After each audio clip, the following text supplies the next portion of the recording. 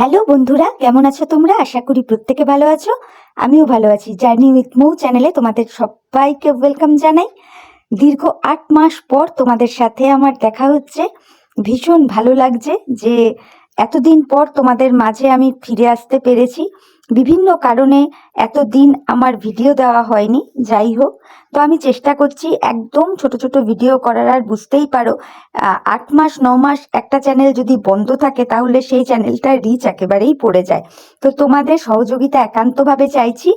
তো আমি আজ থেকে আবার ভিডিও দেওয়া শুরু করছি।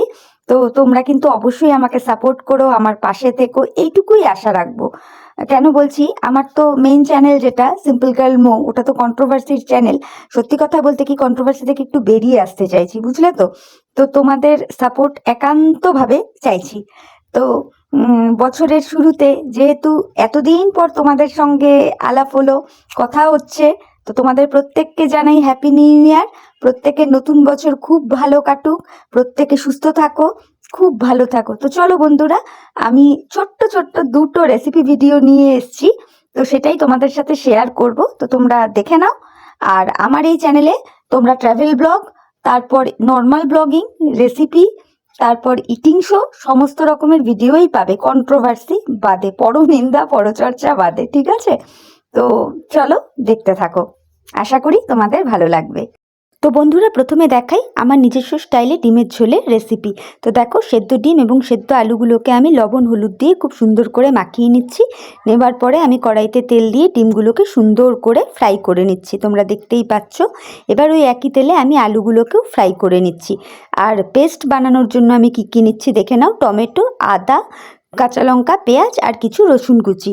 এবার এইগুলোকে আমি সুন্দর করে একটা পেস্ট করে নেব। তো দেখো, আমার পেস্ট অলরেডি কমপ্লিট। আর এদিকে আলুটাও সুন্দর করে আমার ফ্রাই হয়ে গেছে। ওই একই তেলে আমি কিছু গোটা গরম মশলা এবং একটুখানি চিনি দিয়ে দিলাম, আর সাথে দিয়ে দিলাম ওই পেস্টটা। তার মধ্যে দিলাম লবণ, হলুদ, লঙ্কার গুঁড়ো, জিরার গুঁড়ো, ধনের গুঁড়ো দিয়ে আমি খুব ভালোভাবে কষিয়ে নিচ্ছি।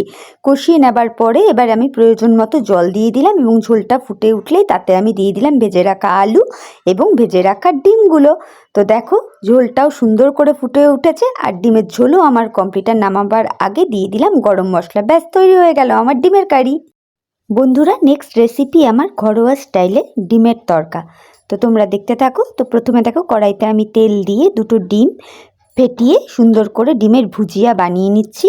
তো খুব ভালো করে ভেজে নিতে হবে, একটু লাল লাল করে। তো মোটামুটি ভাজা আমার কমপ্লিটই হয়ে গেছে। এবার একটা সুন্দর করে পাত্রে তুলে রাখছি।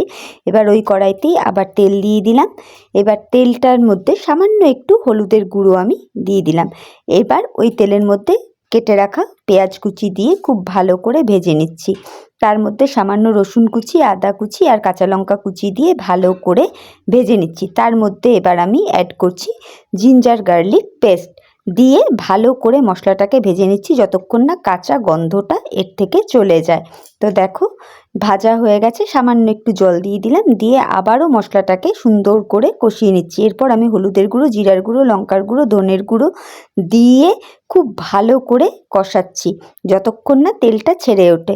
তো তেলটা ছেড়ে দিয়েছে। এরপর আমি জল দিয়ে আবারও মশলাটাকে কষালাম। এরপর প্রয়োজন মতো লবণ এবং চিনি দিয়ে আবারও ভালো করে মশলাটাকে কষালাম। তারপর আমি ডিম ভুজিয়াটাকে দিয়ে আর আগে থেকে সেদ্ধ করে রাখা তরকার ডালটাকে দিয়ে ভালো করে নেড়ে চেড়ে নিচ্ছি। নেওয়ার পরে প্রয়োজন মতো জল দিয়ে আমি এবার ঢাকনা চাপা দিয়ে দিলাম।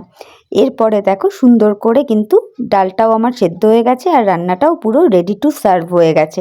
তো এই রকম ডিম তড়কা হলে গরম গরম রুটির সাথে আর কিচ্ছু লাগে না। তো বন্ধুরা, তোমাদের যদি আমার এই ভিডিওটা দেখে ভালো লাগে তাহলে অবশ্যই লাইক, কমেন্ট, সাবস্ক্রাইব করে আমার চ্যানেলের পাশে থেকো। Tata, bye, love you all.